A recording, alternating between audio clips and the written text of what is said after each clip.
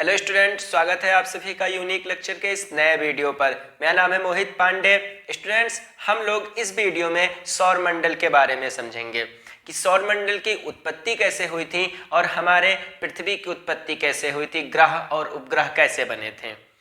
विद्यार्थियों, सौर मंडल की उत्पत्ति और पृथ्वी की उत्पत्ति के लिए एक फ्रांस के वैज्ञानिक थे जिन्हें हम फ्रांसीसी वैज्ञानिक कह सकते हैं। उनका नाम था बफन।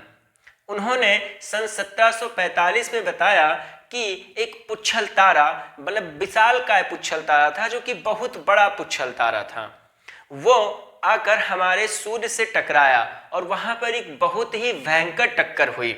इस टक्कर के पश्चात हमारे ग्रह और उपग्रह बने। इस प्रकार के कथन को 1745 में बफर ने, जो कि फ्रांस के वैज्ञानिक थे, उन्होंने प्रतिपादित किया।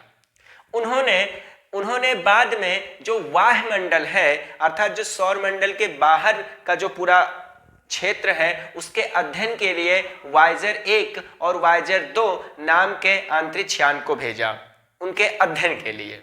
आइए इस बात को पढ़ते हैं। यहाँ पे लिखा हुआ है, सौर मंडल की उत्पत्ति एवं पृथ्वी की उत्पत्ति दोनों को स्पष्ट करने के लिए फ्रांसीसी वैज्ञानिक बफन ने पृथ्वी की उत्पत्ति के संबंध में, यहाँ पे ध्यान देने योग्य बातें हैं, पृथ्वी की उत्पत्ति के संबंध में सन 1745 ईस्वी में विचार दिया। मतलब अपना कथन, अपनी जो उनका विचार था, अपने विचार को प्रस्तुत किया।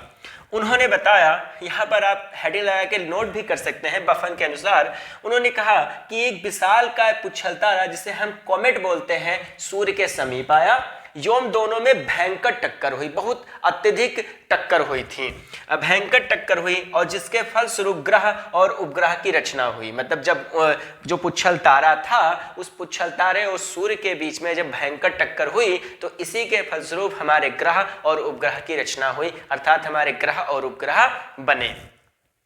आइए, इसके अतिरिक्त बाह्य सौर मंडल के अध्ययन एवं अन्वेषण के लिए वायेजर 1 और वायेजर 2 अंतरिक्ष यान प्रेक्षित किए गए। मतलब वायेजर 1 और वायेजर 2 बाह्य वायुमंडल के बारे में जानकारी लेने के लिए भेजे गए। नोट में यहाँ पर लिखा है कि सूर्य और सौरमंडल की उत्पत्ति गैस और धूल के एक बादल के संघनन से हुई थी, जैसा कि अक्सर हमारी आकाशगंगा में होता है। इस बादल को नेब्यूला नाम से जाना जाता है। सौरमंडल का निर्माण लगभग 4.568 अरब वर्ष पहले हुआ था, जिसे आप लगभग 4.6 अरब वर्ष पहले भी कह सकते हैं। तो इस प्रकार हमारे सौरमंडल और जो हमारा सूर्य है, उसकी उत्पत्ति हुई थी। विद्यार्थियों, हम लोग इसके आगे की वीडियो में ग्रह, उपग्रह और भी अन्य चीजों के बारे में, जो अंतरिक्ष से रिलेटेड है, उन चीजों के बारे में समझेंगे और पढ़ेंगे। विद्यार्थियों, आपसे निवेदन है, आप इस चैनल को सब्सक्राइब कर लीजिए और हाँ, लाइक भी किया करिए। धन्यवाद।